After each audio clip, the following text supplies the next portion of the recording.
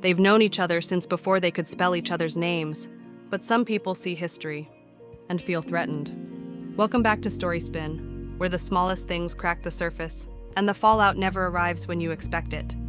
Let's spin it. Miles and I have known each other since we were 2 years old, because our parents are best friends.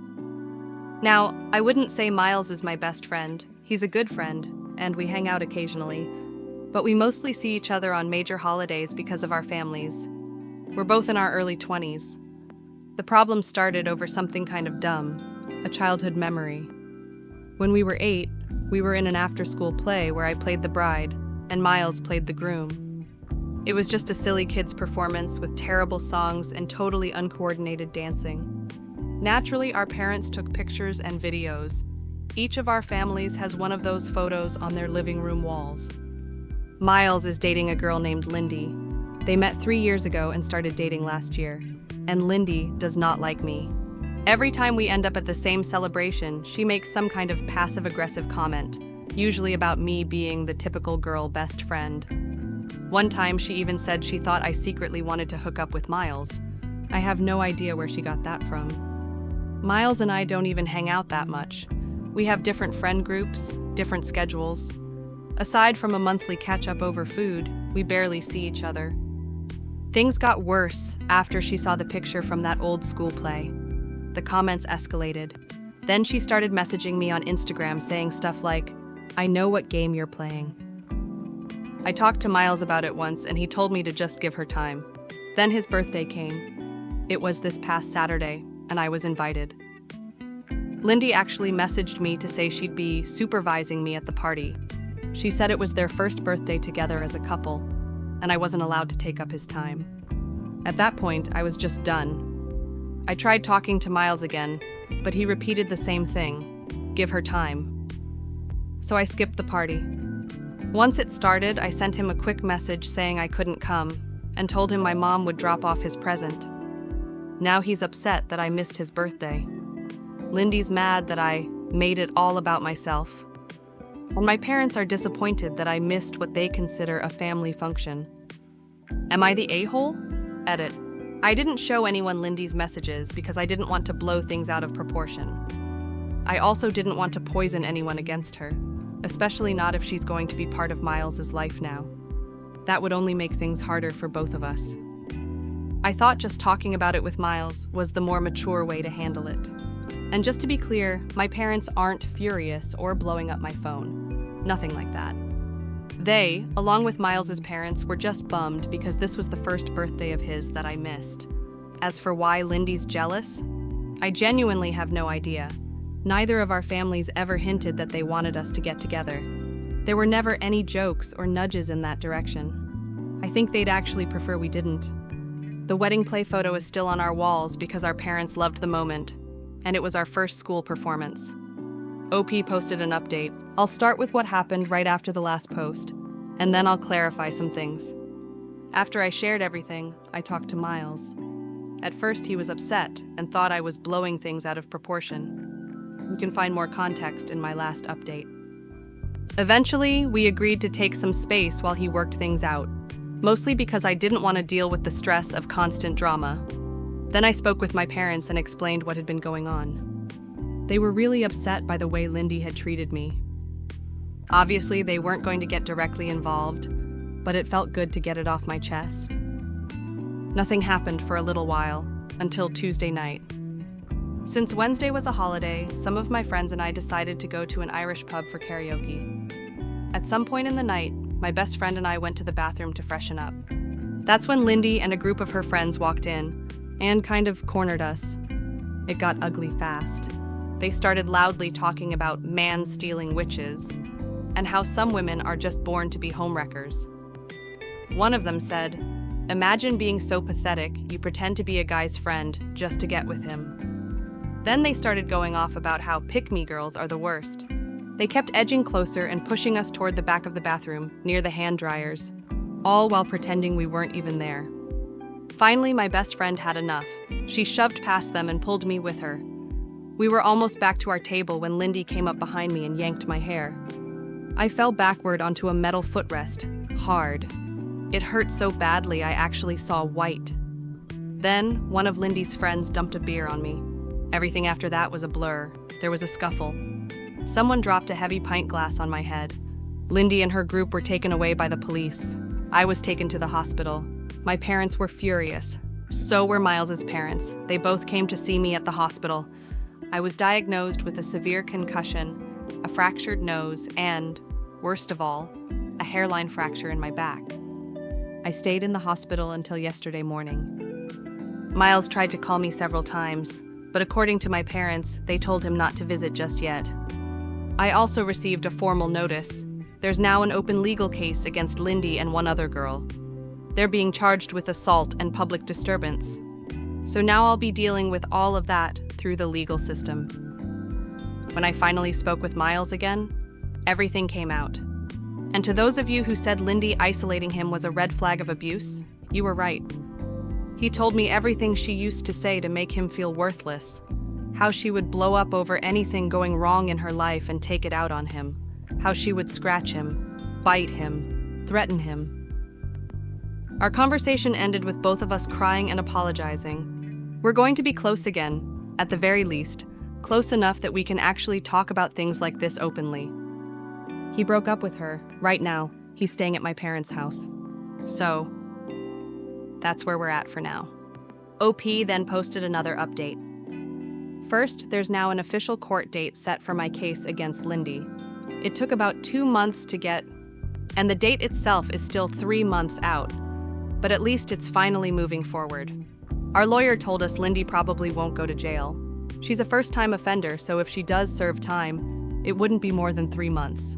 Most likely, she'll have to pay a fine, something like 100 days worth of her income. I've handed the whole thing off to my dad. I just don't have the headspace for any of it right now. Meanwhile, there's a second lawsuit happening at the same time. I've been officially classified as chronically ill. The hairline fracture in my back didn't just pass. It developed into something permanent.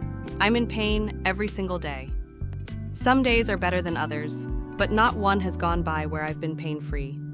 It's never below a 2. Because of that, I haven't been able to work.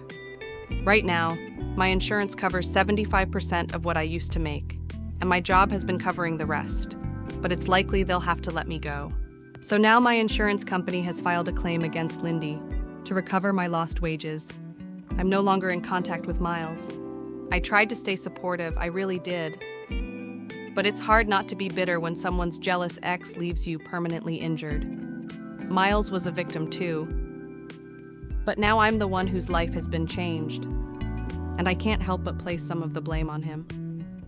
I've started therapy to work through it all.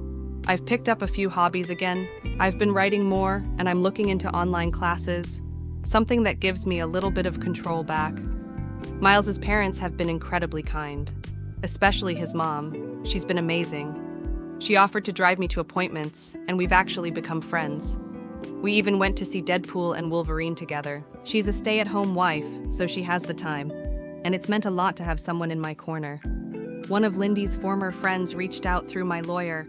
She's offered to testify against her, and she even sent a letter apologizing. Apparently, Lindy told her that I had been bullying her, and that Miles had already cheated on her with me once before. So yeah, that's where things stand right now. Take care. And seriously, shield your back. Final update from OP. Hi everyone. Things have finally settled enough for me to share an update. The court case is over. Lindy was sentenced to actual prison time, and none of it was suspended. She also has to pay restitution for my medical expenses, lost wages, and pain and suffering. The court didn't miss anything. They reviewed all the evidence, the testimonies, and the messages. It was crystal clear who was at fault. I can't explain how relieved I am. During the trial, Lindy claimed I had been bullying her, and that I had orchestrated the pub incident to ambush her in the bathroom where there were no cameras. She said I struck first. 2 of her friends backed her up, but a third, who was also part of the attack, ended up telling the truth to avoid a harsher sentence. Their stories didn't align at all. Once the CCTV footage from outside the pub and witness statements came in, her version of events completely fell apart. The court didn't buy it. especially with all the threatening messages Lindy had sent me beforehand. She couldn't explain why someone she claimed was bullying her was also receiving threats from her. It also came out that Lindy and her new boyfriend had been trying to intimidate witnesses. He messaged me on Instagram, trying to bait me into saying something incriminating. At first, I didn't realize who he was, so I responded briefly, but once I figured it out, I stopped. Fortunately, I had already given everything to my lawyer, so it was documented. Watching her attorney try to frame all of this as acting out under stress, while knowing full well she had tampered with the case, was surreal. Outside the courtroom, there was a moment where my parents and Lindy's parents spoke. It wasn't hostile, just tense. My parents pointed out that everything presented in court had made the situation clear. Lindy's parents didn't argue. They just seemed overwhelmed. They admitted they hadn't understood how serious it all was. They've agreed to cover the restitution, so I know I'll receive the money. Whether they're doing it out of guilt or for appearances, I don't really care. It's one less thing for me to worry about. Adjusting to my new normal has been complicated. The chronic pain is still with me, and my surgery is a few months out. I'm also dealing with a never-ending parade of paperwork. My insurance keeps sending letters asking if I'm still disabled, like a fractured spine, and constant pain just disappear on their own. It's draining. But thankfully, my doctors are supportive and help me with everything. There are still hard days. Sometimes I catch myself mourning the life I thought I'd have. A few months ago, that sadness consumed me. I was angry all the time. I couldn't stop thinking about how unfair this was. I think I was grieving the future I imagined. Now, I've made peace with what is. Even if I never fully heal, I'll figure it out. Lindy doesn't get any more space in my life. I've started focusing on what makes me happy. My friends and I launched a Dungeons & Dragons campaign. They come over to play and they're patient when I need breaks. Through that group, I met someone new. At first, I was nervous, afraid my situation would scare him off, but he's been amazing. He takes me to appointments, brings groceries, and never makes me feel like I'm too much. I think I'm falling in love, and for the first time in a long time, I feel hopeful. I've also been taking online courses and finally rewatched all of How I Met Your Mother. Every now and then, I still compare my old life to this one.